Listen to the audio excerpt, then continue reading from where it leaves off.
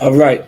Shalom, Israel, with the Israelite School of Universal Practical Knowledge, started at 1 West 125th Street, Harlem, New York, and the Commander General Yohana. We are not affiliated with any other Israelite group nor any other Christian organization. So tonight's class is the Lashawan Qadash class, all right? The Lashawan Qadash, all right, meaning the holy tongue, the Hebrew language. This is a part of our culture. If you are so-called Black, Hispanic, and Native American, you have to understand that this Hebrew language, the Lashawan Qadash, this is a part of our culture, and this is a part of our heritage. If you have not known and have not realized yet, all right, we were taken from our heritage. We were taken from our culture. If you are Puerto Rican, Dominican, Cuban, Mexican, El Salvadorian, Costa Rican, Honduran, whatever the case may be, we were taken from our culture. Understand? If you come from the Creek, the Navajo, the Iroquois, the Wampanoag, the Chickasaw, the Seminoles, you understand? The Apache, the Comanche, those Mohegans, you understand? Like, we were taken from our culture, all right? We were taken away from our heritage and our culture, right? Through Christianity, through Catholicism, through slavery, all right? Through the lynching, the murder, the rape, the pillaging. This is how we were taken from our culture. But before we spoke Spanish, before we spoke Portuguese, before we spoke the British language, before we spoke English, we spoke the Hebrew language that you see right now on the board, where it says Yerushalayim Hawaya Ayyar Chadar. It's like a Gadar. Like, this was the language that we spoke. All right. This is the language of our forefathers and the language of our ancestors. Like, this is the same language that Abraham, Isaac, and Jacob spoke. Like, this is the same language that the priests and the prophets of the Lord spoke. Like, this is the same language that Christ spoke and Peter spoke and Paul spoke. Like, this is the language that God speaks. You understand? And the angels speak. So if you want to learn this Bible and you want to understand the Bible even further than you already do, you're going to have to learn the Hebrew.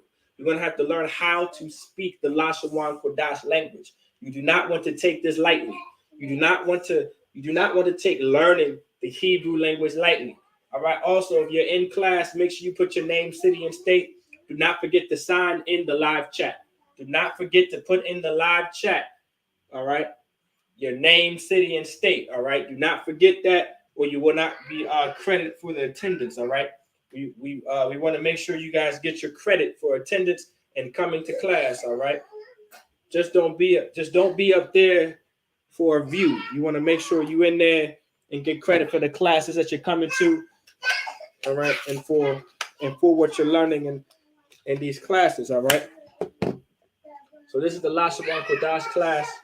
This is where we left off at last week on Friday. We learned this is about your Hebrew grammar. All right, Hebrew grammar. All right, and we were learning about adjectives and how adjectives are used. All right.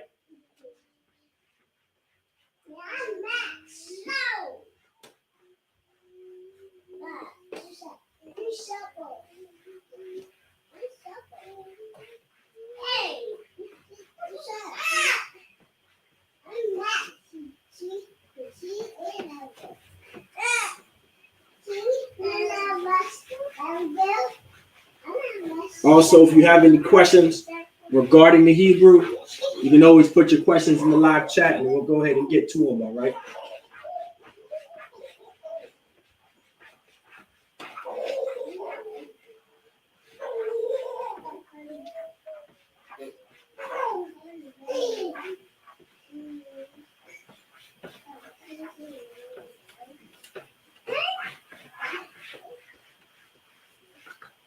So the first thing we're going to do is get this alphabet. Now, the reason why you want to actually learn the alphabet, Salakia, that kind of took off the lights, didn't it? Hold on. So the thing that's very important about the alphabet, All right. In the Hebrew language, our alphabet is very important. Okay. So in our language, all right, the alphabet is very, very, very important. All right.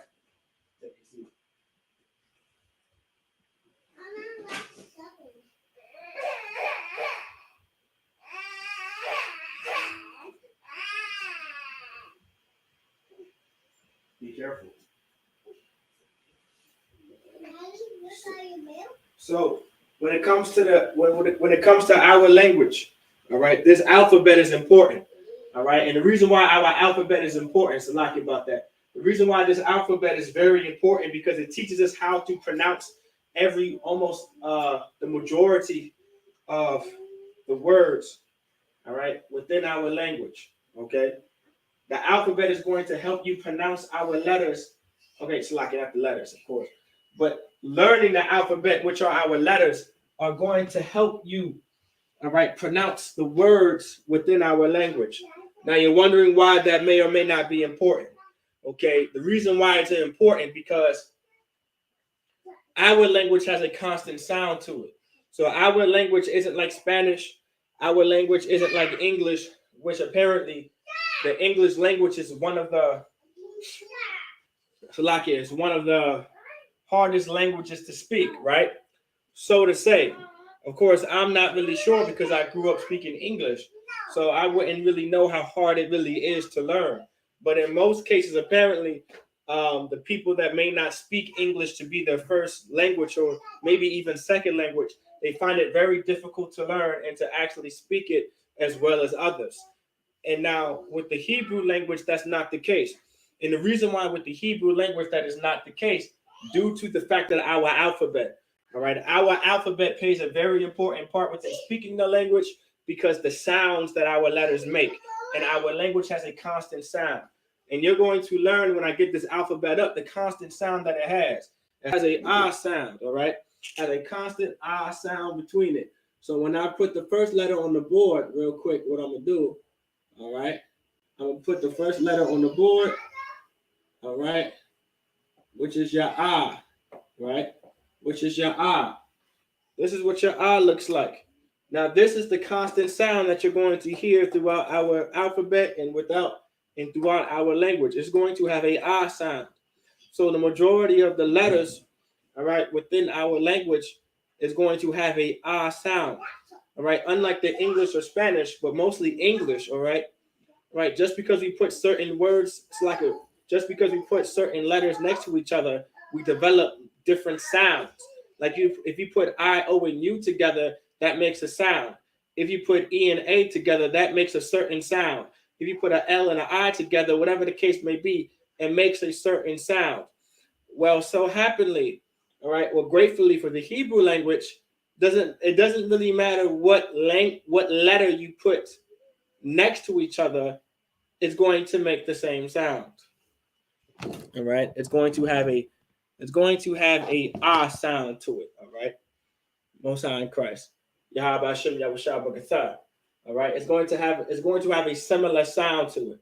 So that's why the Hebrew language is so universal, and that's why it's so important to learn the Hebrew language because this language is going to defeat any language barrier that we have between every brother and sister in this truth.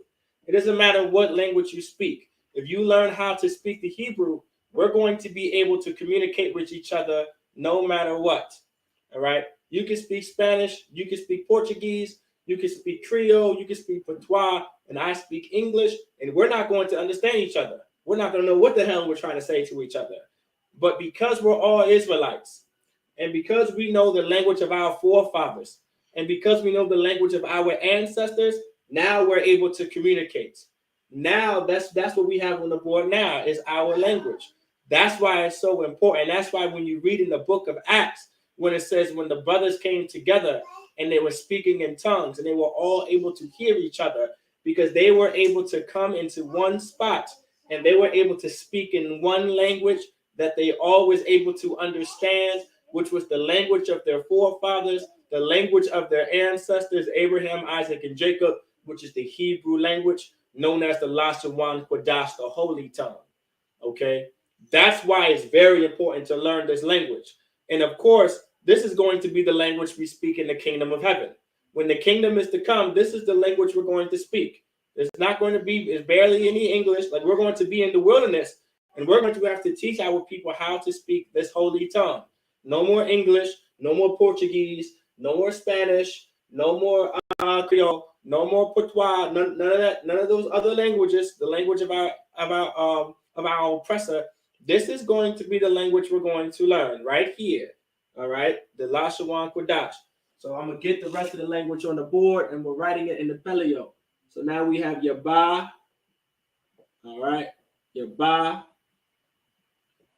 your ga. You see how it has a certain sound, has a distinct sound to it? It's the very same sound, right? Your da.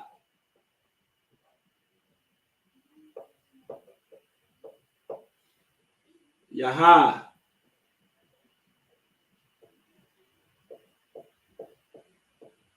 Your wa. Your wa. Your za.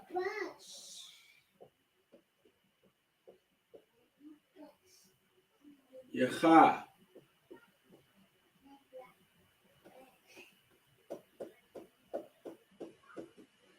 Now remember, Hebrew is written and read from right to left. All right, I see Yahweh Hashem Yahushua Bakatham. All right, and Yahweh Shema Alathan Hashem Yahushua. All right, so remember, Hebrew is written from right to left. It's read and written from right to left. So it's not like our oppressors' languages where it's written from left to right. Okay, and so we're also going to be getting into the present tense. All right, tonight's class we're going to talk about the present tense in Hebrew, by the way, but we're going to get the alphabet first. So you have your Abba, Ga, all the way to Cha. All right, Ta.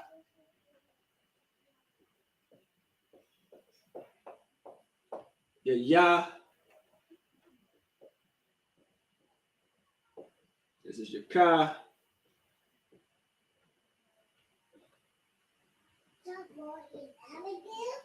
This is your La. This is your Ma. This is your Na.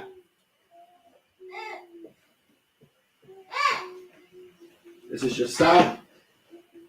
That's not good. Spark, huh?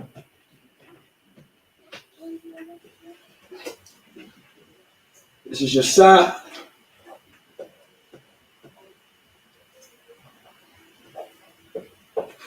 This is your I. Now, this is the only letter that doesn't have an I sound, because literally the letter I, before I continue, the letter I literally comes from your eyes. That's why it's a circle. So before our language was character-based, all right, we had a picture-graphic language. Like, think of the hieroglyphics on the pyramids and on the walls of Egypt. A lot of ancient languages were once picture-graphic before it became characterized or with symbols that they might say. All right. So a lot of these letters that we see now, they have an origin. And so the letter I literally came from your eye, right? It literally came because it was circular from your actual eyes. Okay. So that's why that's the letter I, and it doesn't have an I sound. All right. All right. Technically, it doesn't have an I sound, but there technically is a there. All right. It's actually AI, even though it's pronounced I. Okay. Actually, I'm going to write that for teaching purposes. All right. So you have an A in front of it, and then the I, and it's still pronounced as I. All right. That's still pronounced as I. Okay. That's pronounced as I. All right.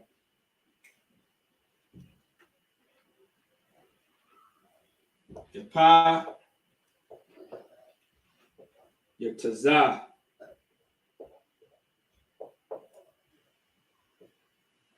your Kwa,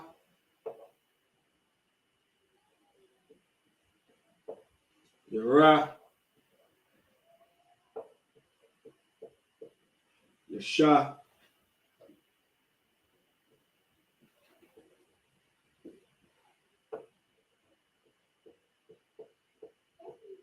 and your Tha. All right, here you go. So what you have on the board now, all right, is this is what our alphabet looks like. All right, this is your ah, your ba, your ga, your da, your ha, your wa, your za, your ha, your ta, your ta, your ya, your ka, your la, your ma, your na, your sa, your I, your pa, your za, kwa, ra, sha, and ta. So now you hear the constant sound, right? So this is the constant sound that it has. It has that constant sound. Ah, ba, ga, da, ha, wa, za, ha, ta, ya, ka, la, ma, na, sa, I, ba, da, za, kwa, ra, sha, tha. All right? There's that constant sound. All right? Khan, okay. Shalom, Yahweh Shalom, Shah. To the sisters, if I did not say that already. All right? And Yahweh Shem Yashab Katham to the brothers.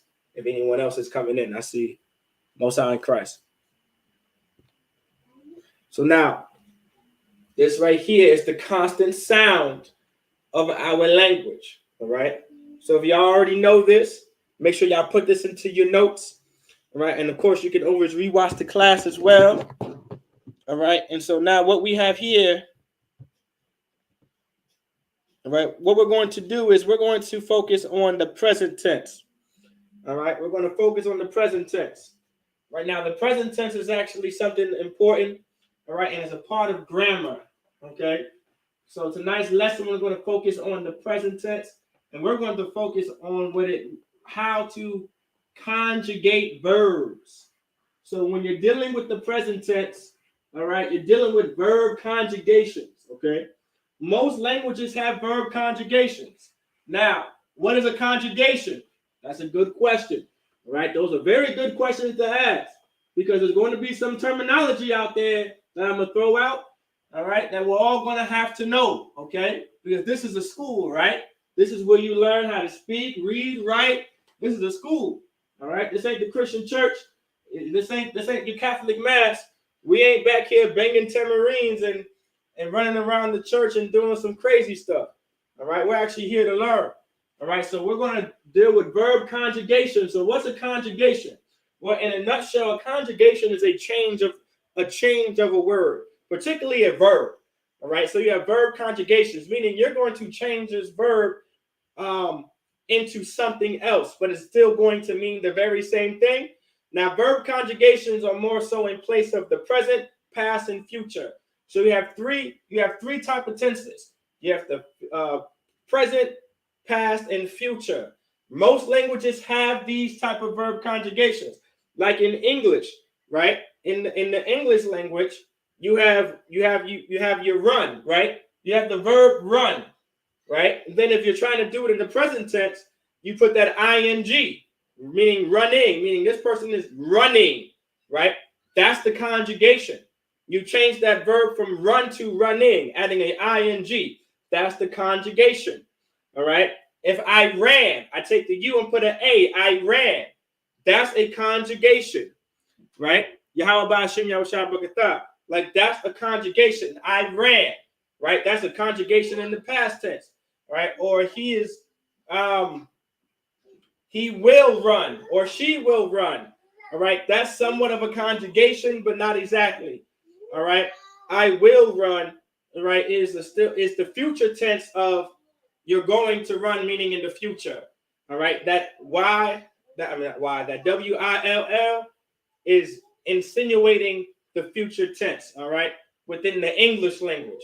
Now, of course, different languages have different type of rules, all right, when it comes to the past, the future, and the present, all right?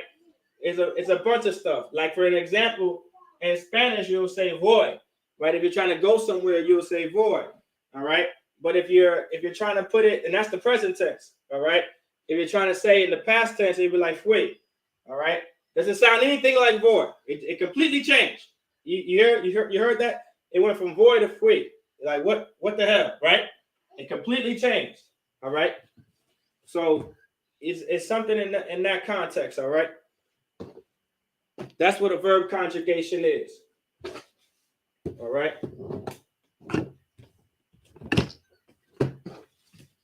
All right.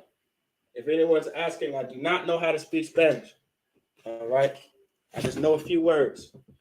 All right. Don't ask if I know how to speak Spanish or Portuguese or Italian or French or whatever. I just know the Lashawan Qadash. All right. That's all I know. That's all I know is the Lashawan Qadash. All right. Just in case, if Captain Ash asks if I know how to speak Spanish, everyone should say La A. All right. Because I do not know how to speak Spanish. All right. Okay. So now we're going to start. Now, verb conjugations in the Hebrew, just like in any language. Well, I'm not going to say in any language. Let's focus on more so the real Latin-based languages. All right, like your French, your Spanish, your Italian. All right, those languages actually are better examples of to understand the past, the future, and the present tenses of speaking. Okay, because in Spanish, right, when you're trying to conjugate a verb, everything is based off of your subject pronoun. All right. Just like in Hebrew, everything is based off of your subject pronoun. So in the chat too, you guys can give me examples of subject pronouns. Like in the English, you have I, Spanish, that's your yo, right? These are examples of those are your subject pronouns. All right. Just like you have your she and your he. All right. Those are your subject pronouns in the language. All right. All right, you understand? That's like your your ella. All right. Your she and your he. All right. Those are your subject pronouns because everything is based off of your subject pronouns. You're not going to be able to conjugate any verb unless you have a subject pronoun. You're not going to know who is talking, who the sentence is talking about. Like your subject pronoun is literally giving you the subject of what the sentence is. So now, all right. So now, throughout the course of this lesson, we're going to write our subject pronouns out. So now, we're going to use a common verb that everyone should know. And we're going to use the verb nathan in the Hebrew, meaning to give. All right, nathan in the Hebrew, meaning to give. All right, when you're giving someone something, all right, that Hebrew word is nathan. Okay, nathan. All right, meaning to give. Nathan. All right, nathan.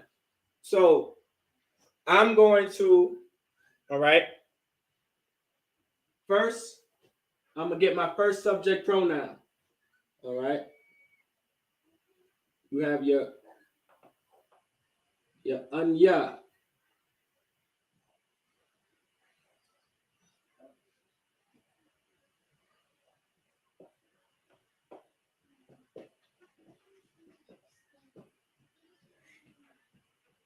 You have your anya, which looks like this in the English format.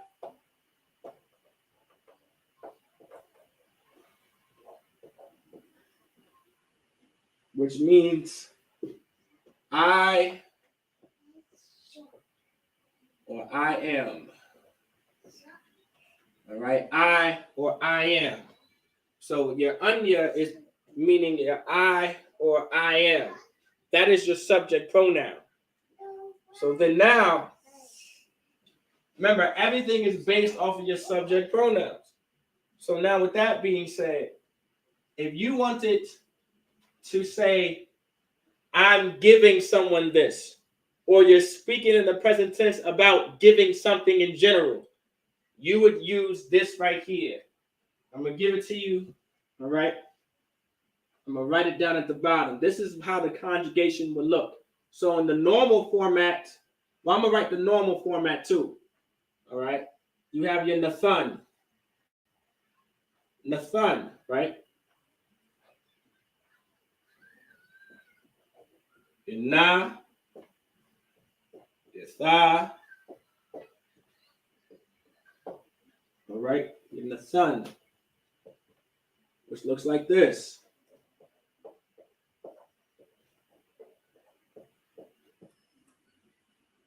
Nathan, which means to give. So now you have a subject pronoun, and now you have a verb. So this is your subject pronoun, and this is your verb. All right, so your subject pronoun is anya. This is your I, your na, and your ya. You put it together, it's pronounced anya. So your anya, which is your I am. So your anya. All right, now when you put that together, right, it's pronounced anya. That's your subject pronoun. Now, our subject pronouns are going to change in this case. So the present tense is actually one of the easiest ways to learn, all right, because everything is roughly the same. You're not really doing too much to it, all right? The only thing that's going to change, well, okay, I'm not going to say the only thing is going to change, but what I have on the board, I'm going to be constantly changing the subject pronoun, and I'm going to constantly change the conjugation. So I'm going to be changing the subject pronoun and the conjugation. But remember, your nathan is going up here on the board. I want you to look at nathan because this is what it originally looks like. Without the conjugation, without you conjugating the verb nathan, this is what it looks like. Without conjugating the verb nathan, this is what it looks like in the Hebrew, meaning to give. But I'm going to write down the conjugation based off of the subject pronoun anya at the bottom. And I'm going to write it in the English format only. All right? So that you guys see it right here. So now, if I wanted to conjugate nathan based off of the subject pronoun I am, this is how it would look.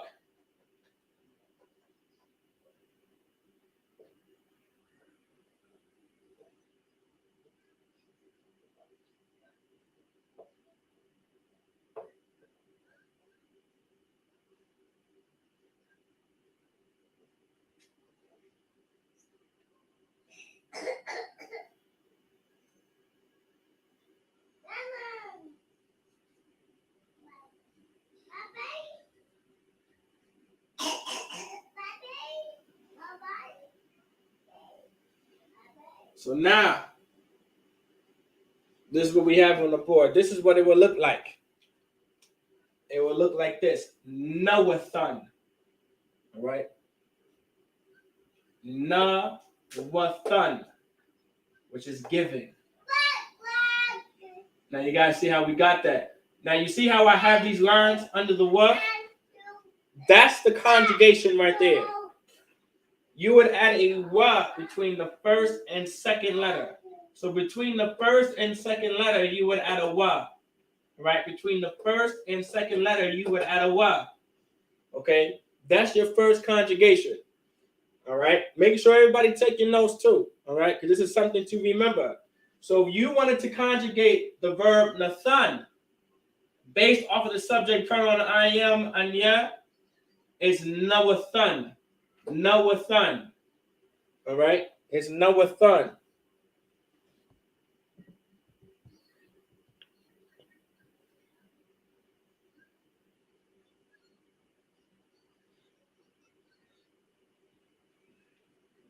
Now, this is how you would say it. Now, if you are, now to make it very clear, if you are a, how can I say this? Okay, well, not how I can say this. Our language is very gender-based, just like most languages except for really the English language. All right, meaning it has a gender to how you speak and who you're speaking to. And you want to make sure you're very clear on that. So for an example, if you are a male, right, or a man, right, and you're speaking from a man's perspective or to a man, right, you want to make sure you're in the masculine form. So this is your masculine form, okay? This is your masculine form. So if you are a man, okay, you would say Anya Nawathan. But if you're a sister, you would say something completely different, all right? Well, not completely different. It's going to be very similar, all right? It's still going to be similar. All right? It's going to be similar. But now, if you're a sister and you want to say, all right, or you're a woman, you want to say giving, you want to conjugate it.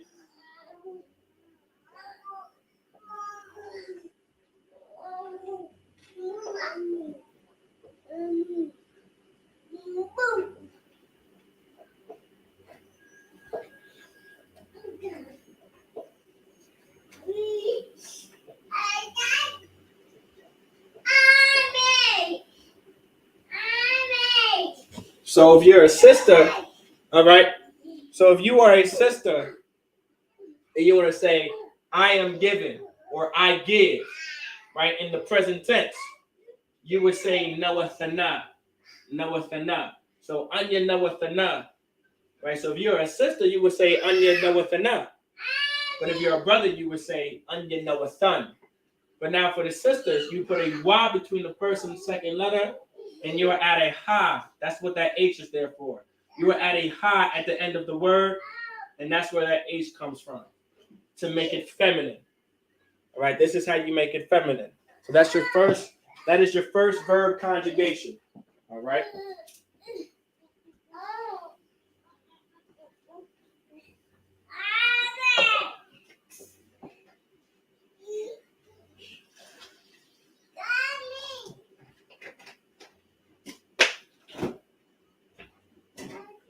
All right, so Anya Nawathana.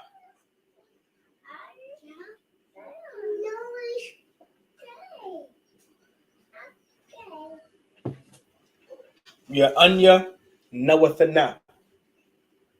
All right.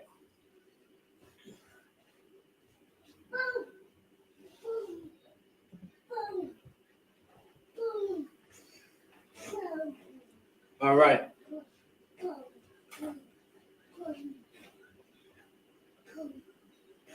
Next. Now I'm not going to change too much. All right. The only thing I'm going to be changing is the subject pronoun. All right. Only thing I'm going to be changing is the subject pronoun, right, and the conjugation itself. But focus on what the root word looks like. Because when speaking the Hebrew, when reading and writing the Hebrew, you're going to realize this, but you're going to have to memorize these words, all right, in its regular form, right? Which is like its base form. Like this is your base form. We call this the root, right? This is your root word. Your root is Nathan. This is your root word, meaning this is the source of wherever whatever comes from, all right? So anything that you see, this is the root, all right? This is Nathan, meaning to give, all right? Nathan is to give. This is your root word, Nathan, meaning to give. This is the verb, all right? That's your root word. We call it the root, all right? So next we're going to get is the subject pronoun you. All right, which is atha.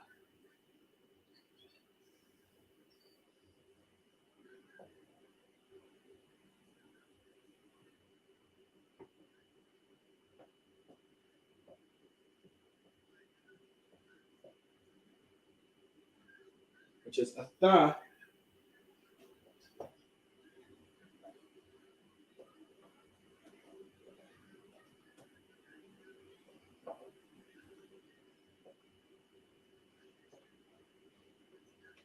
Which is you.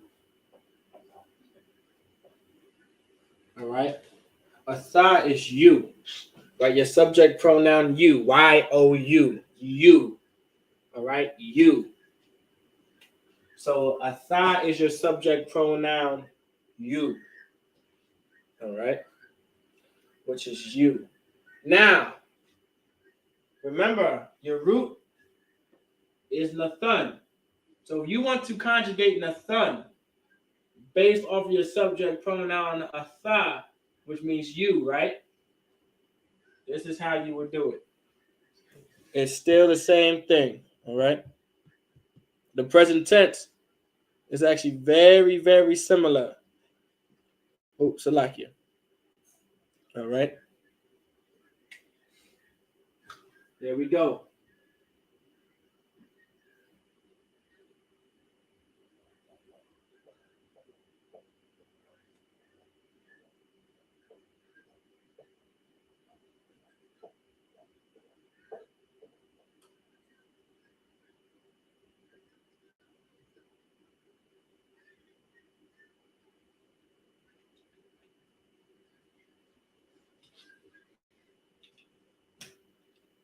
So you have Noah Thun. You have Noah Thun. Like, as in, like, you're giving, right? You are giving something to somebody. However you're going to say this, all right? This is the present tense. Give. But using the subject pronoun you. Right? So we want to say, like, you are giving, or, okay, I'm going to break it down too, okay? Or I'm going to break it down a little further, and I want everyone to pay very close attention too. So now first, let me start with the basics. This is your subject pronoun, the thigh, which is you. This is your base form, the thun. This is the verb meaning to give. Conjugating the thun based off of the subject pronoun, the thigh, you get Noah Thun. This is your masculine form. All right? This is your masculine form. All right? Now the same thing for the feminine form, all right? For you to give, all right? Here you go. You add that ha at the end again. There you go. You see? You add that ha. So now let's break this down. If you wanted to say, let's say you're talking to somebody, right? And you could be talking to anybody. You could be talking to a brother, right? You could be talking to a sister.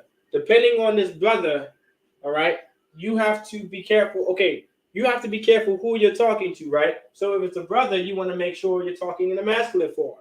If it's a sister, you want to make sure you're talking in the feminine form, right? So let's say you're talking to a brother and you want to say, you give this to somebody. Like, you give this cup to such and such. Or you give this cup to whoever, right? To get a little advanced, okay? All right? No one is going to be like, okay, I want y'all to think. No one's really going to be like, you, give this cup. Or you, bring that over here. Or you, grab that chair. Is anyone going to say really you? No. That you can be substituted for someone, okay? Because remember, this is a subject pronoun. Subject pronouns can be replaced for nouns, which is a person, place, or thing.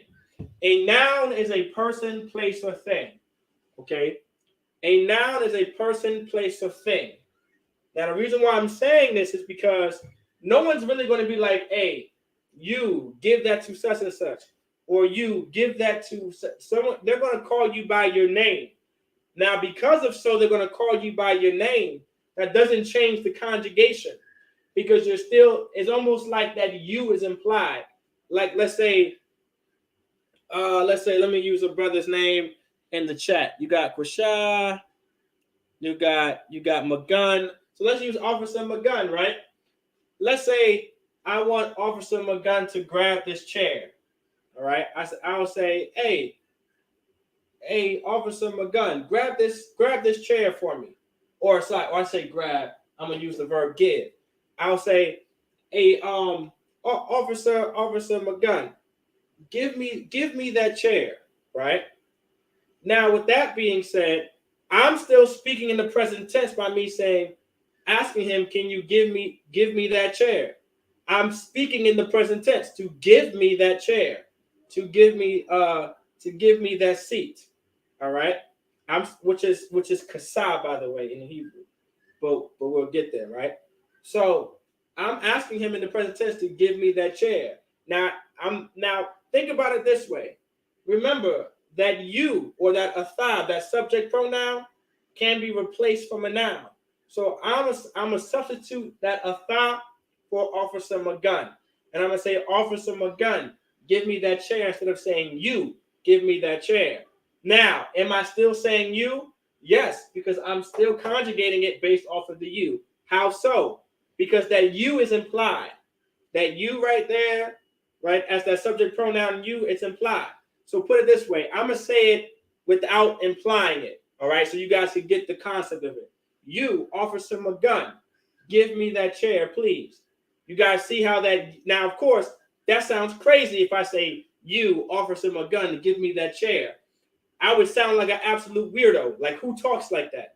Who says, you, such and such. Give me that chair. That sounds ridiculous, right? Of course it does. All right. All right. Of course it does. Of course it's going to sound weird. All right. So like it. So I want you guys to understand that part. You guys could substitute subject pronouns for actual nouns, but still conjugate it based off of the noun that you use, that person, place, or thing. All right. You guys can still conjugate that based off of person, place, or thing. That's how it works. All right. That's how it works. So if I wanted to say, Officer McGunn, Nawathan Hahawa'a Kasa. All right. All I'm saying is, Officer McGunn, give me that chair. All right. All right. Well, I should say Nawathanya. Nawathanya meaning give me. Right. Nawathanya. So if I say, Officer McGunn, Nawathanya Hawa'a Kasa, give me that chair. All right. Over Prashad. Give me that chair, please. So if I said officer, just like that, I would sound just like that. So I would be like, Officer McGunn, Nawathanya Hawa'a Kasaba Bukasha. All right. That's how it would sound in a sentence. All right. Now, of course, I've been practicing and I've been studying the Hebrew language for quite some time. So it might sound a little fluent and not as choppy. It's okay to slow it down a little. If you have to say, hey, Magun, Nawatanya, Hawa'a, Kasa, that's fine. You don't have to say it very fast. There's no need for you to speak very fast right off the rip. It's okay to slow things down, but then to become fluent and to speed things up it'll come later on. But that's an example of how it would sound. I would say Magun, Nawatanya, Hawa'a, Kasa. All right? That's how it would sound. Okay? And all I'm saying is, Magun, give me that chair. Okay?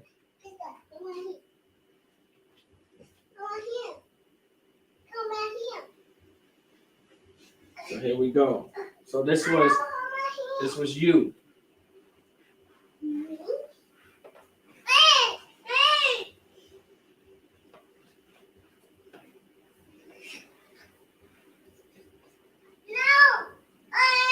So next we're going to get the subject pronoun he.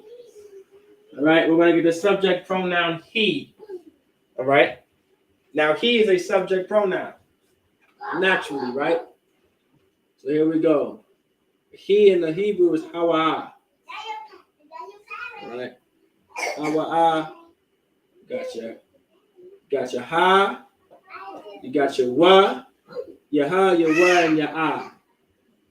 All right. You put that together, you have a hawa'a. Hawa'a. All right. Hawa'a. Hawa'a. Hawa'a. Hawa'a. All right. Hawa'a, which is your he.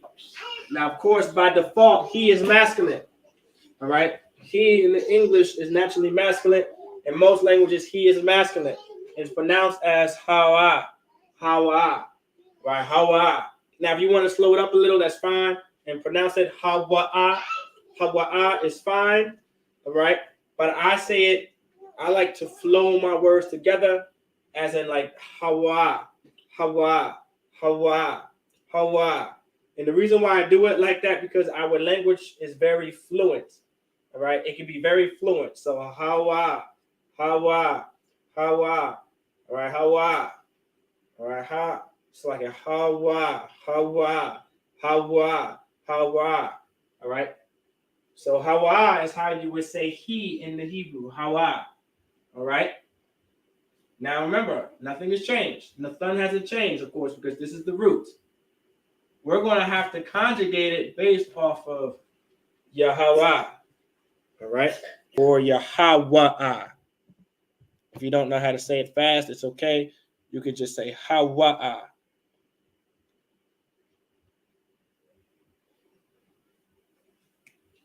So now, here you go.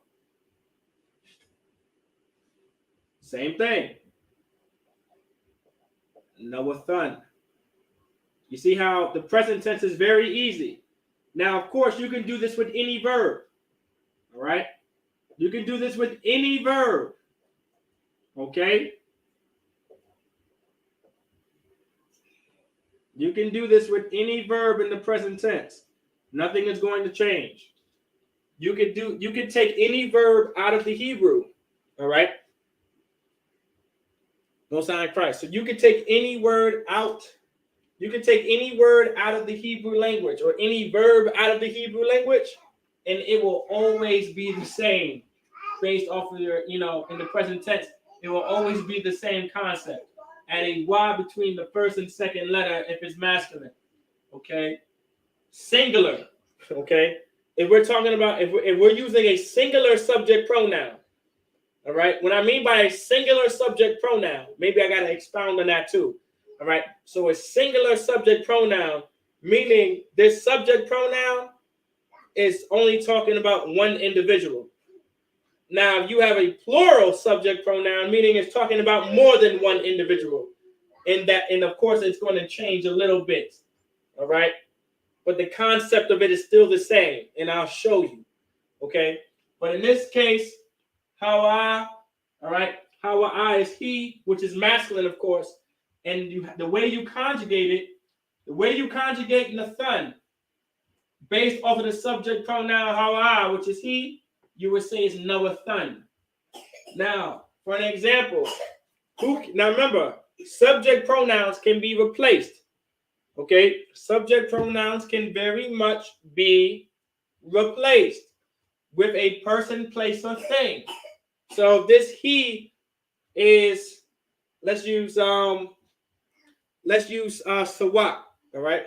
Sawak in class, all right? So let's use Sawak, all right?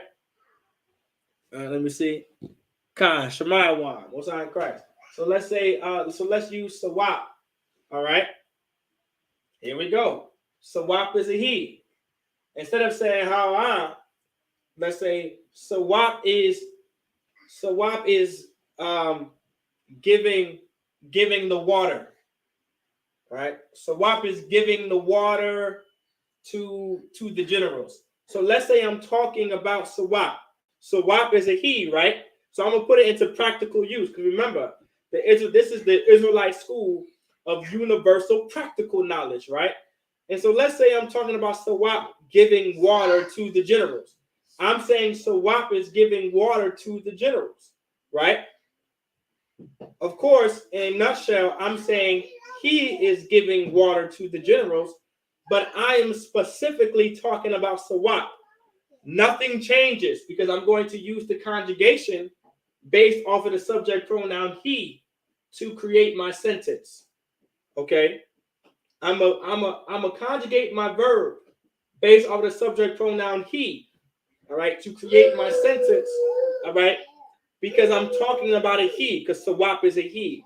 And I will use the same thing for a she, but I'm gonna get up there later. I'm gonna do the same thing. So if I want to say Sawak is giving the waters, right, to the generals, I would literally use his name instead of Hawa. I would say Sawak Nawathan. I would say Sawak Nawatham it's like a Mayam, all right. It's like a Hamayam, all right. Laha Alawakyam, right. Laha Alawakyam, right. So I want to slow it down a little. So I would say Sawak, right. Sawak meaning the brother Sawak, all right. Nawathan, because Nawathan meaning giving. So Sawak is giving, all right. Hamayam, the water, right. The water, all right. So he's giving the water. All right, so Sawak, Nawatan Hamayam, all right, to the generals, La Alawakyam, right, Laha Alawakyam, okay. So that's how that sentence would sound. You would just say Sawak, Nawatan Hamayam, it's like a Laha Alawakyam, all right. Sawak is giving the water to the generals, all right, because I'm talking about Sawak at this point. Because of course I'm not talking to Sawak. I may be talking to someone else about Sawak. I'm using he. Okay.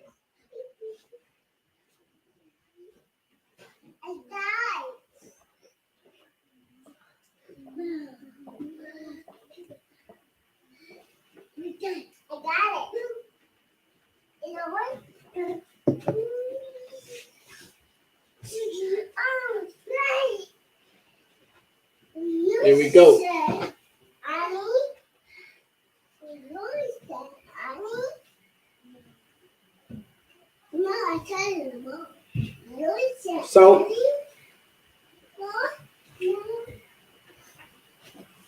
same concept.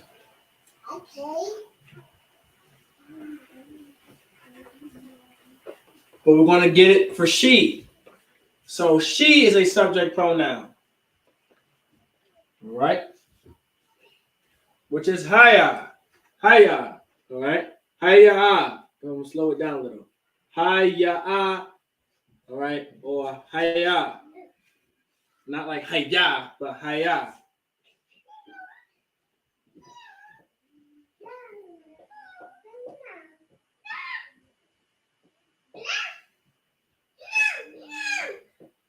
Haya. All right? Haya. Ha. Ya. Ya. Ah. Haya. Which means she. All right? Which means she. Same thing, because it's a singular subject pronoun. The sentence is singular. And because the sentence is singular, you conjugate it as so. You put a wa between the first and second letter, and you put a ha at the end. So haya na watan na watana. So haya na watana. All right, haya na watana. All right, haya na watana. So if she's giving the water to the generals, you would say the very same thing. She's giving the water to the generals, you would say haya, haya, nawatana, hamayam. All right, la. It's like a laha alawapya. All right, she's giving the water to the generals. All right. So now let's say if you want to substitute. All right. If you want to substitute, let's say you have par, all right, you have par shada in the chat, right? So par agwa par shada. You would take par shada, all right, and you would, all right, you would put her name in place of haya, and you would say par shada nawatana hamayam, all right, laha lawakya. Right? She's giving the water to the generals. All right? You're still saying she is giving water to the generals, but you're specifying the she, all right, by using Par Shada, right, which is the sister's name. All right, so Par Shada, Nawatana, Amayam, Laha, Lawak. Now you can say it slow just like that. All right? So you can either say haya, nawatana, all right, hamayam, meaning the waters, laha lawakyam, to the generals. So you, of course, in the substitute, the sister's name, parshada, nawatana, hamayam, it's like laha maya, ha alawakyam, all right, laha alawakyam. All right, you guys can hear me fine, right? Let me know. Okay, but this is how you would conjugate it, right? So the conjugating the thun based off of the subject pronoun haya, which is nawatana, haya. Now I pronounce it haya, haya, right? Haya, haya, haya, haya, haya. That's how I pronounce it. It might be because I'm Native American. I don't know. All right, it's probably because I'm Creek Native Indian. Okay. All right, Nativa Americano. All right. All right. I come from the creeks. All right. So I pronounce it just like that. Haya. Haya. All right. Some say I look like a Judite, but I'm not a Judite. Y'all may have thought I was a Judite, but I am not.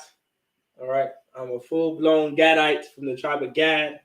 All right. So priest and officer 5,000 in Rosh Hashanah. Bon Gad. Bon God to be exact. Bon God. From the Creek Native Americans, all right? A lot of people try to throw me with the Judites. Salakia, not a Judite, all right? I grew up around Judah.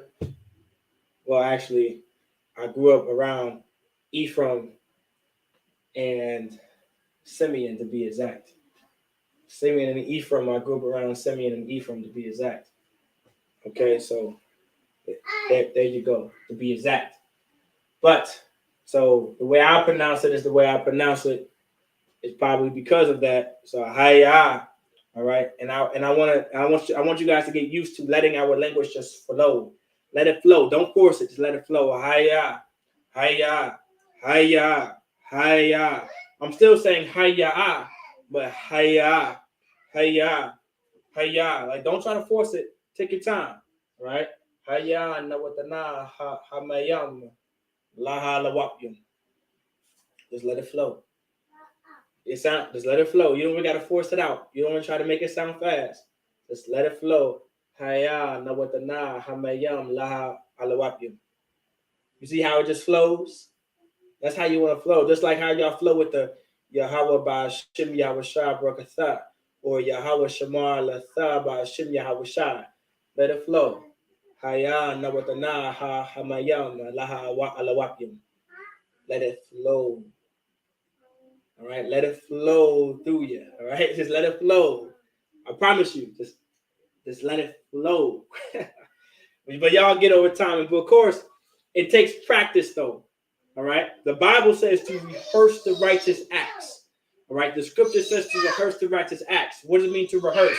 Meaning to practice, meaning to do over and over and over again. So you're gonna have to do this over and over and over again. You can't just come to Hebrew class on Fridays and expect to learn how to speak Hebrew, all right? You're not going to be able to get good at anything unless you do it all the time. Does everybody understand that? And you can work on yourself just by being in the truth, by just doing something all the time. Like, how do you not become a sinner? Well, you stop sinning all the time, right? You work on just not sinning. And then eventually you just get better at not sinning. Then eventually you just don't sin at all. Just like you're in the basketball court. You just make as many baskets as you can. And eventually you just don't miss. You just don't miss. You just letting them slap. They just swapping. There's nothing but net.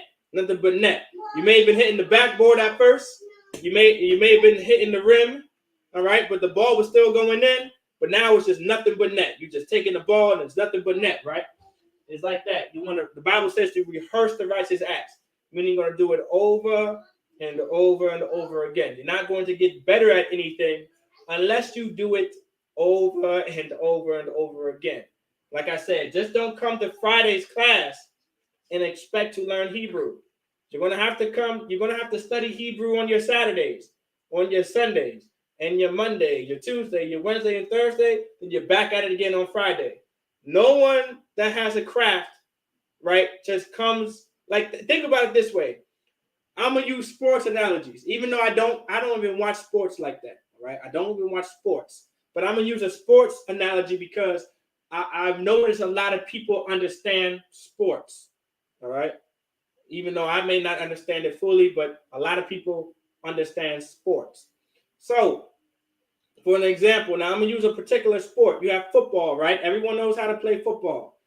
And of course, when they have football games are once a week, usually once a week. Let's say every Friday there's a football game. All right.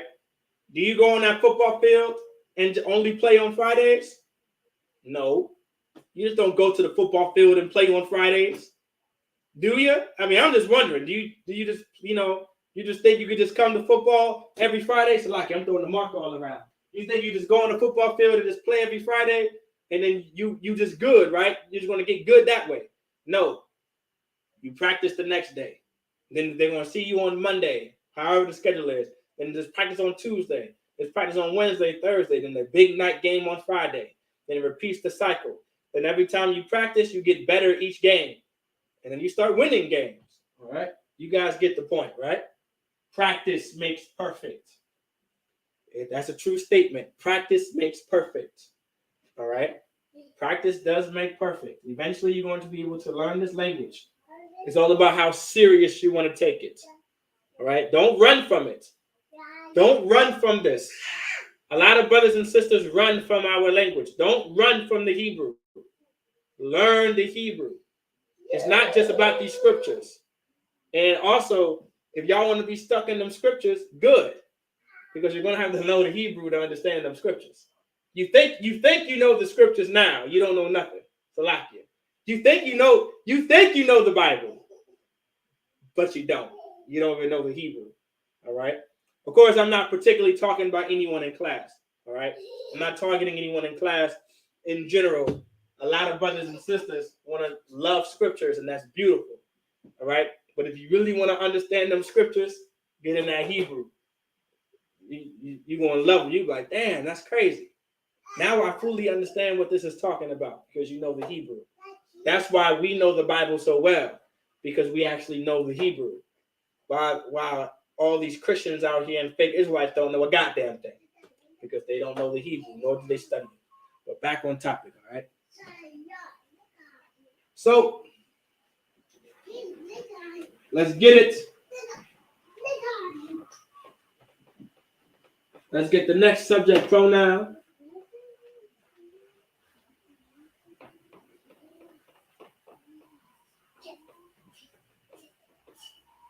This subject pronoun next can be a doozy, all right, which is we, which is anak nawa. Anak nawa.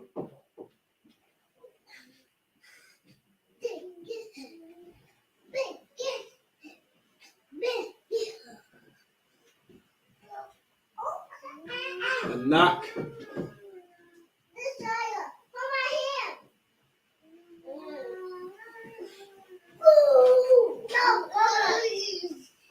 Anak Noah. Anak Noah. Right? Anak Noah. Anak Noah.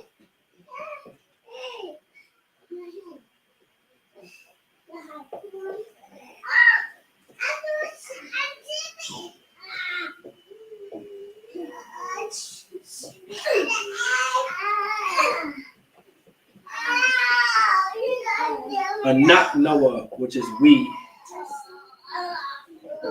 So Anak Noah, which is we. So Anak Noah. So this is pronounced Anak Noah. Ana, Acha, Anak, then Noah. Ana and a Wa. Anak Noah. Anak Noah. Anak Noah, which is we. All right?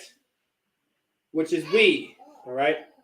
All right? We, as in nosotros. All right? Nos.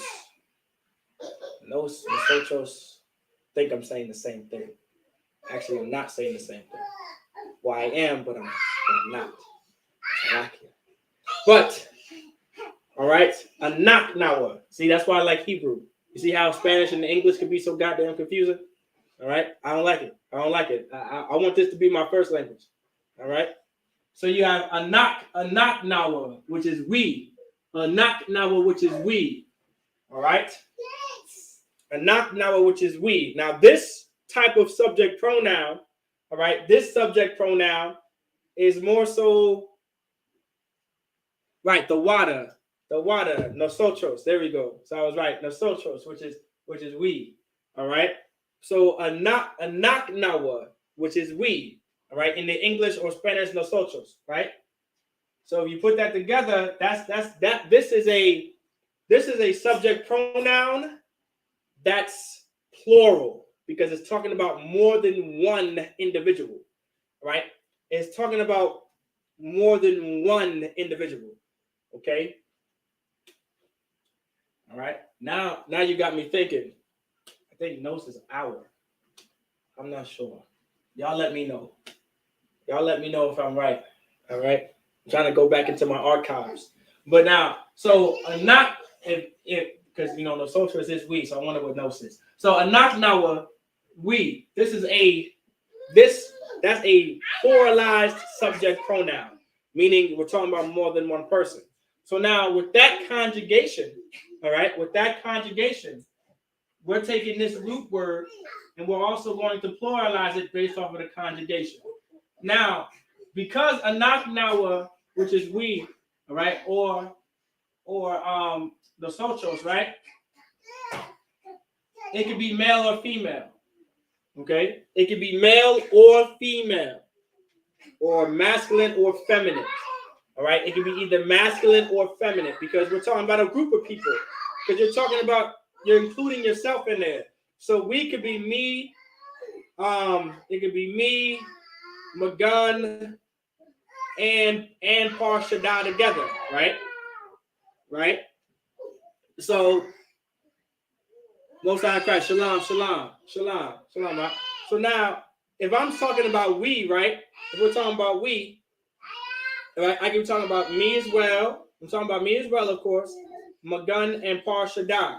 Now, Par Shaddai is a woman, right? Magun is a male, right? And I am also a male. So why am I saying that? Because we, all right, it's going to take a masculine form, right? It's going to take a masculine form, even though it can be talking about me and sisters too as well. All right, it's still going to take the masculine form regardless. By the way, okay, all right, it's going to take the masculine form no matter what. Okay, say that one more time. It's going to take the masculine form no matter what. So, how do you conjugate it? Easy enough, right? It's going to be the same, just a little different. All right. Even though that does sound weird, right? But it's going to be remotely the same.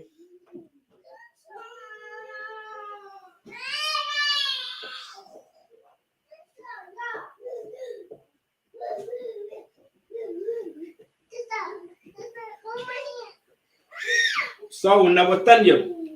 All right. Nawathanyam. All right. Nawathanyam.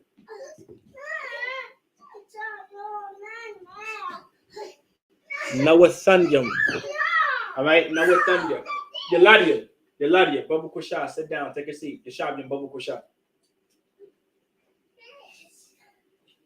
So now, Nawathanyam. All right. Nawathanyam. All right. Nawathanyam. So this is how you would conjugate the verb Nathan based off of the subject pronoun anak Noah. You would say Nawathanyam. So let's say we are giving out. Let's say we are giving water. You would literally say anak Nawa Nawathanyam mayam. We are giving water. Right? So if you want to say we are giving water, you would literally say anak Nawa Nawathanyam mayam. We are giving water. Right? Just let it flow. Anak Nawa Nawathanyam mayam. All right, we are giving water. Right? Now, by the way, I use this example a lot in class. If you guys come to my classes, all right, and that's for any brother and sister in Virginia or wherever, by the way, if you guys ever attend my classes, I use this example a lot, okay? All right? That's because I grew up around Puerto Ricans and Dominicans, all right? So when Spanish is being spoken, no one uses subject pronouns when speaking. All right. No one really uses subject pronouns. What I mean by that is your subject pronouns are implied. All right. And because the conjugation is automatically there. Right. So for an example, you don't have to say anak now if you don't want to. You could just say Nawathanyam. You could just say Nawathanyam mayam. That still means we are giving out water, or we are giving water. If I get to say Nawathanyam mayam, I'm still saying we are giving water. I'm just leaving out the anak nawa because it's implied. I don't have to use it. Okay? Everybody understand that, right? Does everybody get that? All right? It's the same. It's implied. So you don't have to say anak nawa if you don't have to. But of course, I'm saying anak nawa because of teaching purposes. But no one speaks like that. Right? At least I don't. So if you ever speak the Hebrew to me, if we at the Passover, you speak some Hebrew to me, and if I hear you say anak nawa, I might laugh at you. Not really. I'm not gonna laugh. But no one. The more fluent you become, the more, almost like the more slang you'll start to develop. All right, you'll start shortening things, and you're not going to say everything. You're not going to say everything. You don't have to, because we're going to know how to communicate with each other. All right. Everybody gets the point, right? Just let me know if y'all don't. But you don't have to say a knock nawa. But for teaching purposes, a knock nawa is the subject pronoun. All right. And the way you would conjugate it is based off of the subject pronoun. This is the root word. This is what it looks like. This is the conjugation. Nawatanya. All right. A knock nawa nawatanya mayam. We are giving water to the brothers. Laha akim. Right? Laha akim. Laha akim. So we can say anak nawa nawatanyam mayam laha makim. All right? We are giving water to the brothers. Anak nawa nawatanyam damn, I like it. Anak nawa nawatanyam mayam laha akim. All right? I almost messed up. So I did mess up. All right. Anak nawa nawatanyam mayam laha akim. It's that mayam there. It's that nawatanya mayam. It's right. That's messing me up. Because I want to say it fast, but I'm trying to slow it down at the same time. I might just have to say that one fast. Salaki, y'all. I might just have to say that one a little fast. All right, there we go. I might just have to say it fast. I don't think I can say it slow. It was messing me up. So now, okay.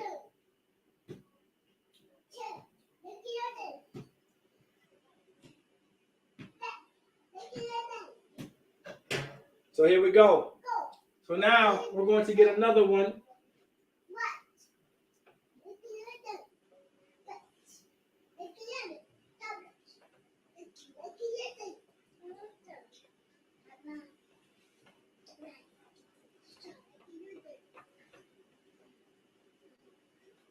Oh, Salaki. I forgot one thing. Okay. Now let's say you're using we. All right. Let's say you are using we. All right. So let's say you are using we. All right. And it's just a bunch of sisters. Okay. In this case, it's a bunch of sisters. All right. You're not including any males in the we. Let's say Parsha Da is talking and she's talking about we with another group of sisters, which are it could be whoever, right? It could be whoever, right?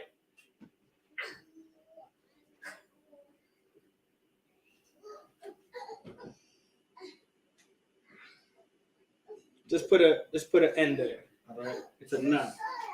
All right. You'll put na.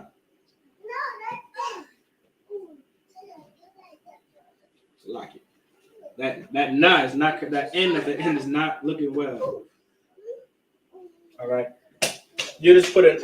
It'll be Nawathanian. All right. No, Nawathanian. Nawathanian. All right. You would just say anak Nawathanian mayam laha akim. All right. You would put a na there. All right. That's only for this. That's only for we. All right. Nothing else. Nothing else. That's just for the we. Nothing else. All right. We'll put that ma back. All right. Let's get a thumb.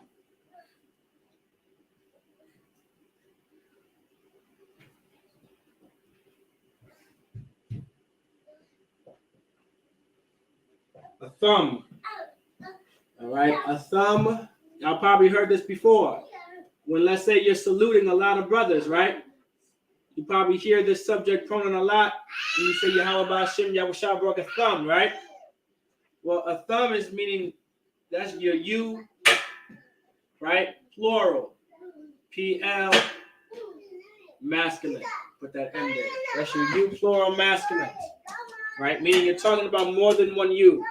Right? You're pretty much saying like y'all over there.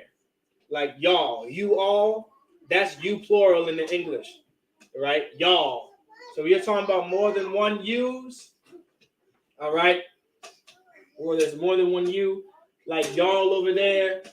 y'all such and such, such and such. Whatever the case may be, you would use a thumb. But this is masculine though. All right? A thumb is masculine. A thumb. So the conjugation is the same. Nawathanyam. So you would say, y'all are giving water. You would say, atam nawathanyam mayam laha akyam. Laha akyam is to the brothers. So y'all are giving water to the brothers. You would say, atam nawathanyam mayam laha akyam.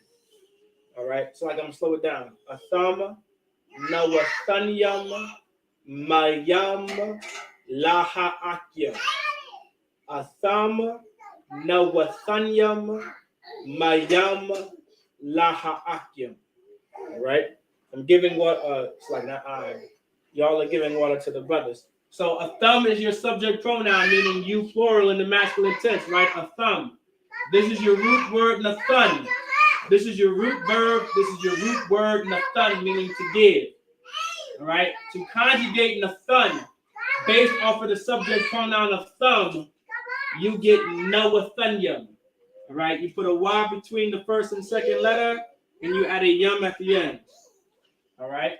You add a y between the first and second letter. You add a yum at the end. Hatizan Adila. Yeshabium. Take a seat. Baba Kushab. And Shakwat. Quiet. All right. So a thumb. All right. A thumb. Nawathanyam. All right. Now, for example, once again, these are replaceable. You can put names here. You don't have to say a thumb. You can put people's names there. You don't even have to say a thumb at all if necessary. Hold on. If you're talking about a bunch of y'alls over there, like you all,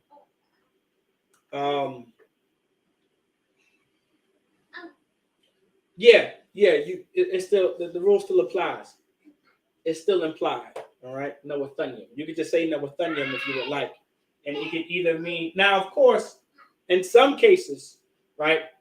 And okay, this is a perfect point. All right, the water. So you have a thumb. A thumb. All right. The way it's conjugated is Nawathanyam. Well, a naknawa is conjugated the same way, right? So you're going to have to give it context when speaking. It may or may not matter depending on what you're talking about, but you may have to give it context. Sometimes you might have to say the naknawa to give it context. You may not. You might have to say a thumb to give it context, or you may not. It's entirely up to you, right? Like I said, it's just like Spanish when it comes to conjugating verbs, that subject pronoun is implied. You don't have to say your subject pronoun. In English, I believe you do. Let me think about it. Yeah, in English, you have to say your subject pronoun. In most cases, you have to say your subject pronoun. All right. I'm trying to think of a time where you don't have to say your subject pronoun.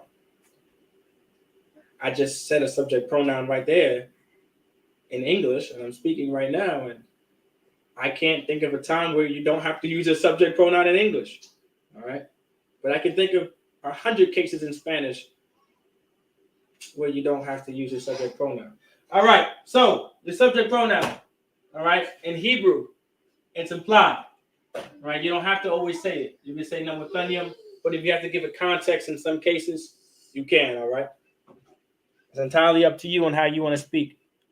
All right. As long as you're doing the right conjugations, you all right in my book.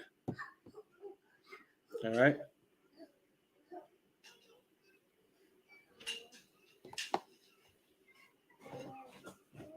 Do you guys have any questions? Let me know. All right.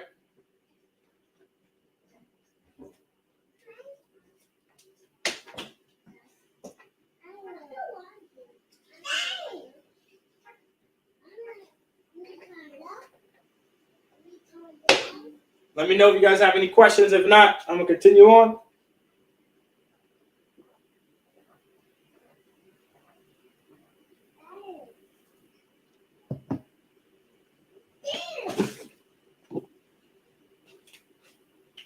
All right.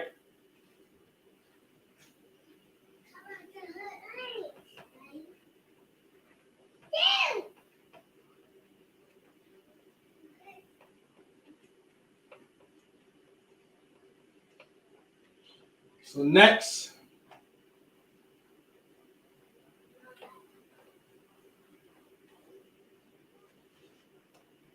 we're going to get a thun.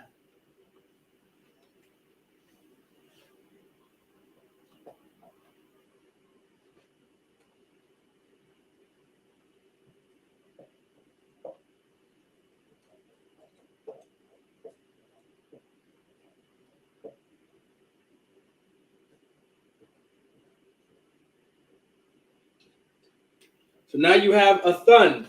So a thun is you plural but feminine. So a thun is you all or you plural feminine, meaning you're talking about a group of sisters, right? You're talking to a group of sisters in this case, okay? All right. And so now with that being said, since you're talking to a group of sisters, it's still that Y between the first and second letter, but you add a Y at the end of it. So now with thunwa, all right? Nawathunwath. Nawathunwath. All right? Nawathunwath. A thun nawathunwath. A thun nawathunwath. All right? So let's say you are giving, there's a bunch of sisters giving water. All right? You can say a thun nawathunwath mayam laha'akim. All right? Or laha'alawakim. Or la'akwafyan. You're giving them to the sisters. All right? Mayam lahagwafian. So a thun waf mayam lahagwafian. You're giving water to the sisters. Or you all are giving water to the sisters. That's what I just said in the Hebrew. All right. A thun nawathanwa mayam lahagwafian. Lahagwafian. Lahagwafian. La meaning two, ha meaning the, agwafian meaning sisters. So a thun meaning you plural feminine. Nawathunwa, which is the conjugation. All right. Mayam, which is water. La meaning two, ha meaning the, agwafian meaning sisters. So a thun nawathunwa mayam laha agwafian. All right. So a thun nawathanwath. So I get a thun nawathanwath mayam laha agwafian. All right. A thun nawathanwath mayam laha agwafian. All right. So this is how you would conjugate it. You would add a wa between the first and second letter. See that wa, and add a wa at the end because it's feminine. All right. Because it's feminine. All right. In Hebrew, gender matters. Okay. Gender very much matters.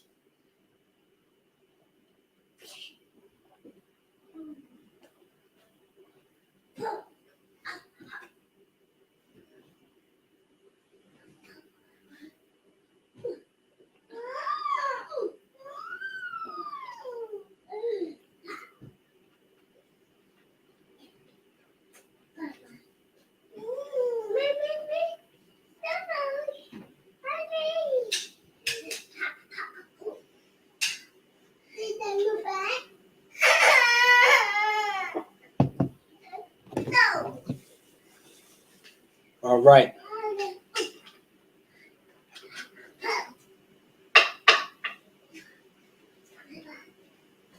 Take a seat.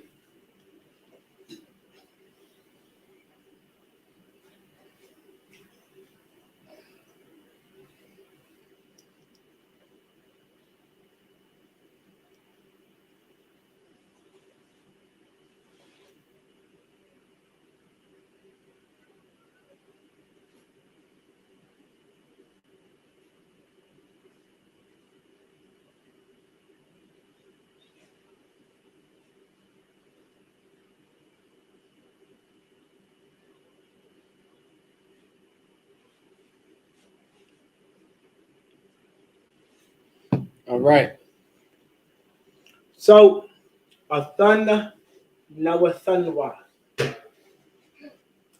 Let's get the next conjugation. I believe we have just a few more, or a couple more to be exact. All right. Now, in the present tense, Now remember, the present tense isn't as hard as people think it is. All right, the present tense is actually it's the easiest of the tenses, which I believe that's the same in most languages. All right, the present tense is the easiest. It's not actually hard to understand. All right, is when you start getting into the present. I mean, once you start getting in the past and the future, that's when it starts to get a little, a little weird. All right, that's when it starts to get a little weird. All right, when you start to get into the past and the future. Now, thankfully, in the Hebrew, all right, it's all about memorization. All right, in the Hebrew, once we get into the past and the future tense, it's all about memorization. Just like it's memorization here, we just gotta do it over and over and over again. All right, people trying to learn any language for the first time is going to be hard.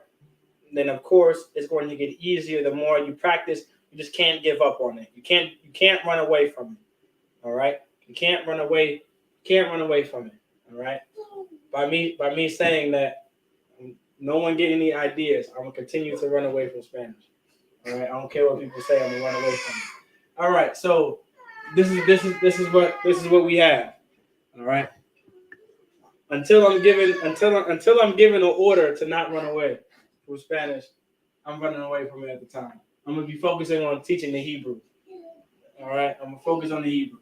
All right, so we got our next conjugation. All right, they're all very similar. Okay, you can see that there's a pattern, right? When it comes to the present tense, there's a pattern. There's always a pattern. All right, and it's not a hard pattern either. It's a very simple pattern. And the more you study the Hebrew, and the more you can kind of differ from plural and singular and from feminine.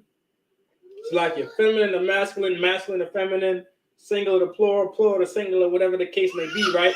The more you start to get used to doing that, the more so the grammar or the conjugations we're working on are going to get easier, especially in the present tense. The present tense is very easy. You damn near can't go wrong. You damn near can't go wrong in the present tense. The more you practice it, the more, you can just go ahead with it, right? So we're going to get ham. Next is ham. All right. If y'all don't know what ham is, we're not talking about them Hamites. All right. We're talking about ham, which is they. All right. Which is they, but masculine. Ham is they, masculine. Ham is they, masculine. So now you have ham. How will we conjugate ham? How would we conjugate Nathan based off of ham? You guessed it.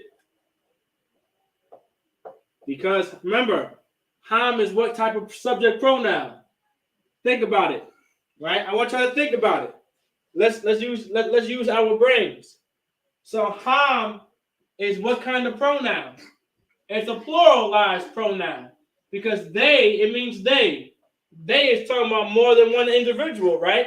It's they, right? So it's a pluralized pronoun, subject pronoun. So the pattern has always been the same, right? If it's singular, you just put the Y between the first and second letter. If it's masculine, if it's feminine, you still keep it the same, the Y between the first and second letter, but you put a ha at the end of it. But if it's a pluralized subject pronoun, you put a yum at the end of it. So I just gave it away. How would you say it? You guessed it. So I already knew you guys guessed it already. All right. Because I know y'all smart. I know y'all some Hebrew scholars in there. Y'all being humble now. It's no sweat. Y'all just being humble out there. Nothing wrong with that. No offense. All right. At that young.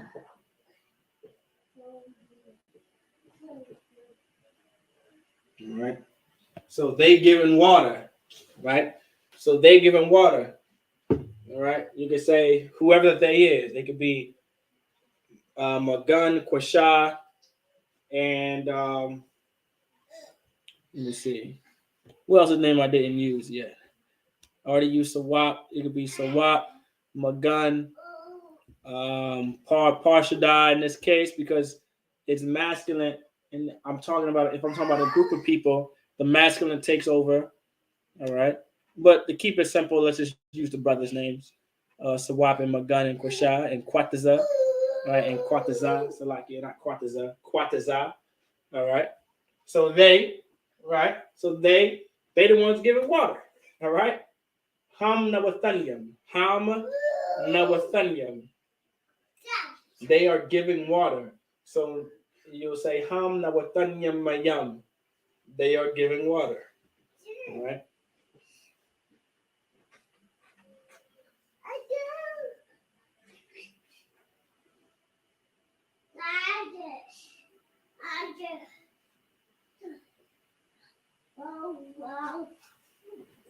All right. They are giving water. Ham Nawathanium. Ham. All right.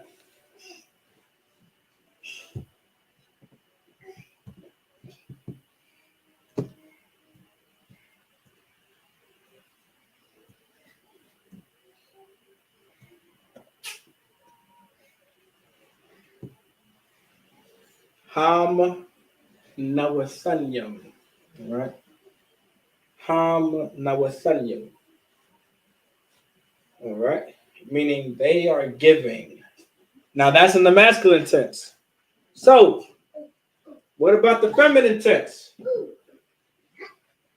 What about the feminine tense? Well, you guys probably guessed it. But first, let me get it on the board. All right. Take this out. Erase this. Erase this.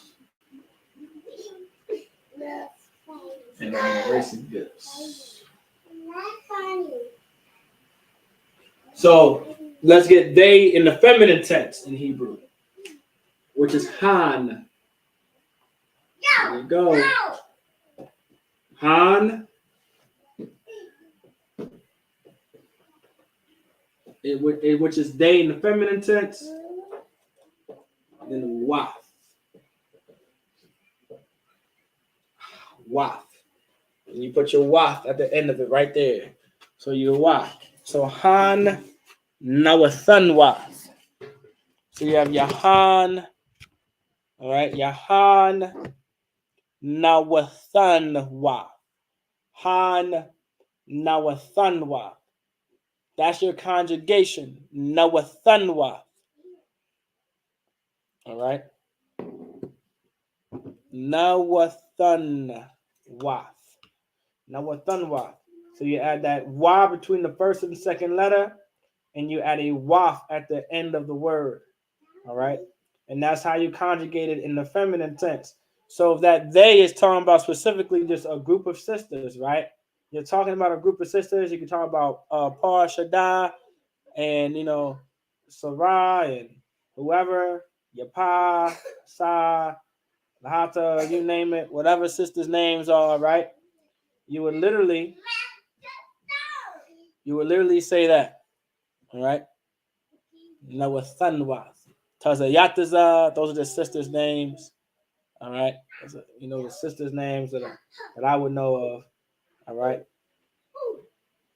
Nawathanwa. You can substitute those names for that they. Remember, a subject pronoun can be substituted or replaced by a person, place, or thing. So when I say that, I mean that literally. You can change that they, and you can put two cities there because you can't just, it's not singular. So you can't just say one city, you have to put two cities. So whatever city, it could be give me a city, New York City, New York, Chicago, something like that. Something along those lines.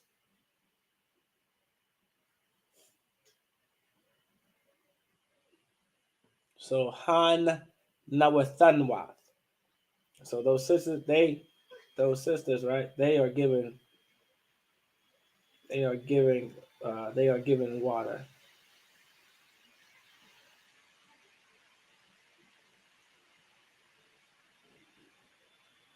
All right. Hanna watanwath mayam. Let's say to the children, right? Yaladyum. Yaladyum is how you would say children in Hebrew. All right. Yaladyum is how you would say children in Hebrew. So you have Han Nawatanwath Mayam Hal it's like a Laha Yaladyum. All right, so Han Nawathanwath Mayam Laha Yaladyum. All right, so the Thun, it's like a Han Nawathanwath Mayam Laha Yaladyum. Meaning they are giving water to the children.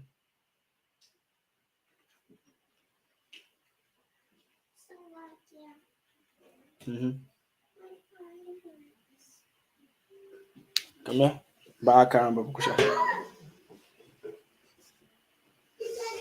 So it would be Nathan.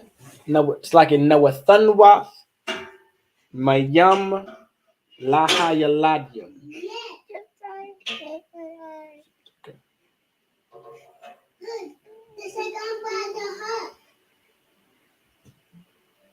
It's gonna stay away.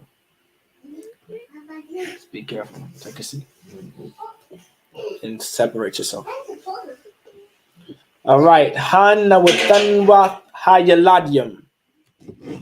All right. All right. Any questions? Does anybody have any questions?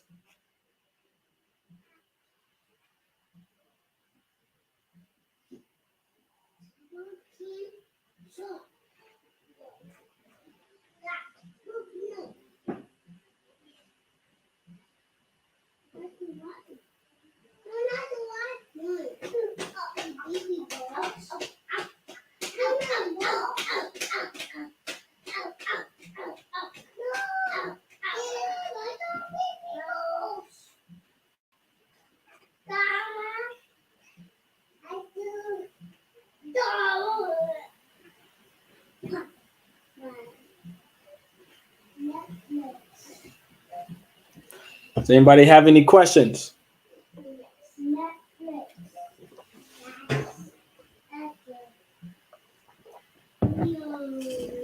All right.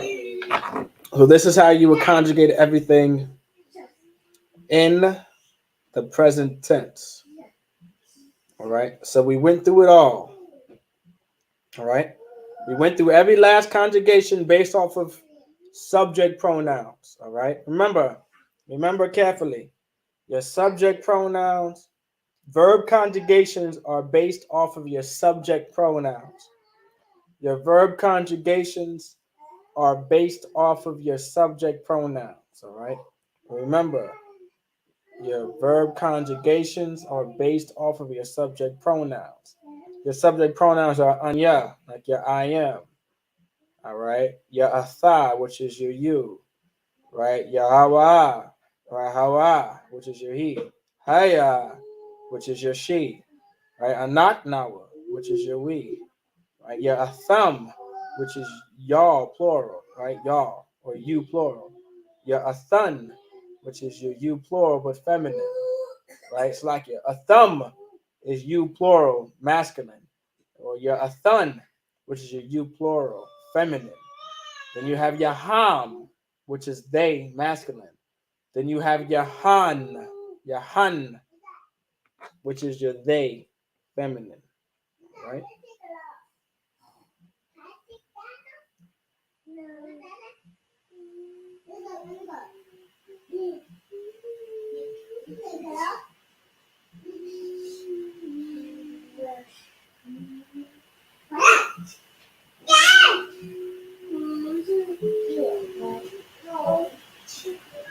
Netflix. Dad taking the rock.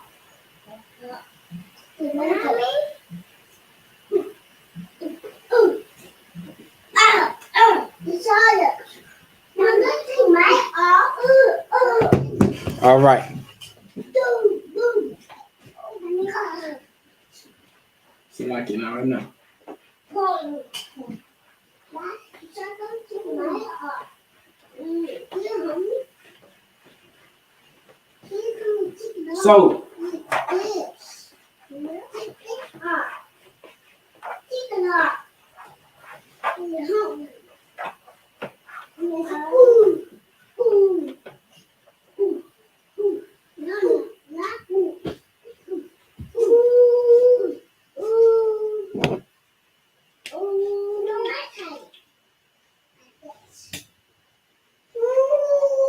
So, I'm gonna write something in the English real quick. I'm going to write on the board things that I was saying in class. All right.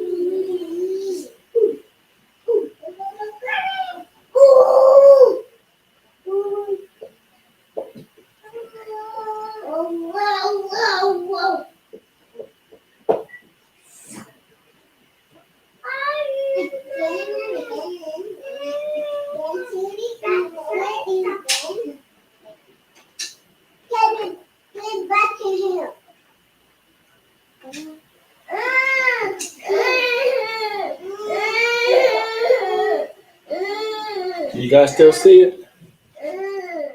I will stop right there. So, this is what I was pretty much saying in class, right? So, you see on the board, my gun, and I put noun underneath because my gun is someone's name. So, a noun is either a person, place, or thing, right? So, a noun is a person, place, or thing. A noun is a person, place, or thing. So, you have my gun on the board, right? You have my gun. My gun is a person, right? It's talking about Officer McGunn. All right. So Officer McGunn, it's a noun. He's a noun, right? Or so the case. All right. Then you have Quasha, right? You have Officer Quasha. Okay. Quasha is a person, place, or thing, right? Quasha is a person, so he's a noun within the sentence. These are nouns within the sentence that we're trying to create, or the sentence that we just created. So Magun Quasha, then you have Sawap. Sawap is a noun. All right. Let me know if you're an officer or a trooper, Quasha. Just let me know if you are. So like I'm not sure on your rank if you're a trooper or officer, but just let me know. All right. I want to say officer, but I'm just not sure. So you have Magun, Quasha, and Sawap. They are all nouns because they're either a person, place, or thing. In this case, we know that they're not a place, and we know that they're not something. All right, so they are a person, Magun, Quasha, and Sawap. Then you see on the board Nawathanyam. That's your conjugation. All right, so Nawathanyam is your conjugation. Now the reason why it's Nawathanyam, right? Because remember, your Y is between the first and second letter, and your yum at the end, because it's based off of a pluralized subject pronoun. Now, of course, think about it. We don't see a subject pronoun up there, do we? Of course not, because I replaced the subject pronoun with Magun, Kwasha, and Sawat, right?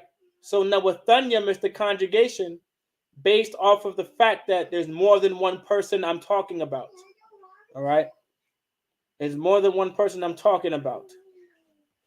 Then you have Mayam, meaning water. Now, due to the fact that this could be, now remember, Nawathanyam, to give it context, it could be saying you all, I could be saying y'all, I could be saying like, hey, you all, Magan Kusha Sawak. Give water, right? Give water. So I could be using that as an order, right? So if I say Magan Kusha Sawak, Nawathanya Mayam Babu Kusha, that sounds like an order, right? I'm giving an order saying, hey, give water, right?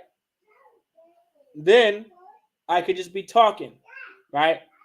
I could be talking, let's say I'm talking to Cap, and I'm like, Khan Saran, Magan Kusha Sawak, Nawathanya Mayam. I'm telling Cap, Khan, they, Magan Kusha Sawak, they giving water, right? They out there giving water. That's what I'm saying. So I'm like, hey, Magan Kusha Sawak, Nawathanya Mayam.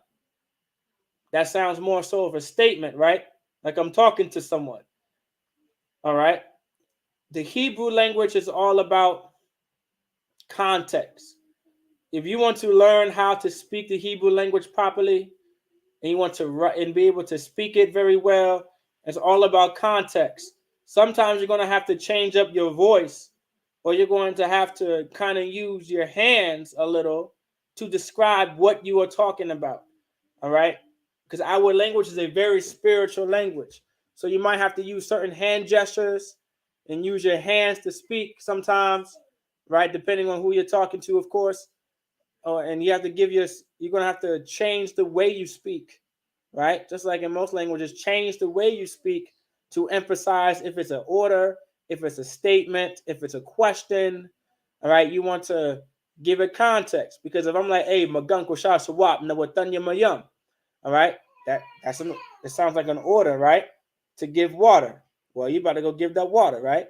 Or I'm like, hey, Magunko Shah Sawap, Nawatanya Mayam Saran, or Cap, I should say. That sounds like more so, okay, so I'm telling Cap that Magan Kwasha and Sawap is given water. So I'm conjugating it based off of Ham, or I could be conjugating it based off of you all. I can also say we are getting water. I can say, hey, Magan Kwasha Sawap Nawatanya Mayam. All right. We are remember that subject pronoun is implied. So I don't have to put the we there. I don't have to put the you all there, and I don't have to put the and I don't have to put the they there. All of that is implied because it's based because everything is conjugated based off of the subject pronoun, meaning you don't have to put the subject pronoun there. That's why I substituted the subject pronoun, right, for Magan, Koshas, and Sawap. All right. So if I say we are getting water, all I am doing in within the sentence structuring is I am now specifying on who the we is, or who the you all is, or who the they is. And it's all about context. So depending on what I'm talking about and how I'm saying it and when I'm saying it and even where I'm saying it, will give you the context on which subject pronoun I am using. I could either be using a naknawa, which is we. I could be using a thumb, which is the masculine form of you all, or I could be using they. I could be using ham, which is they in its masculine form. All right.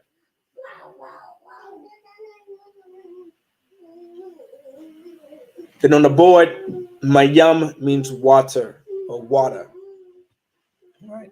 So Magan Kwasha Sawap Nawatanya Mayam. All right.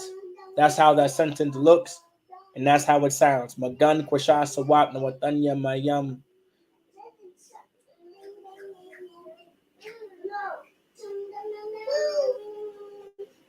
Hataza Arla Pabukusha Shakwat. La Ada Wabayu.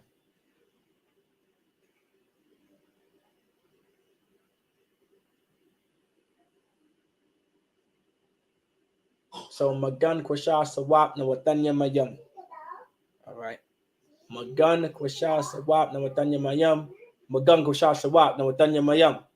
All right. It's all you see how those, so you guys get the point, right?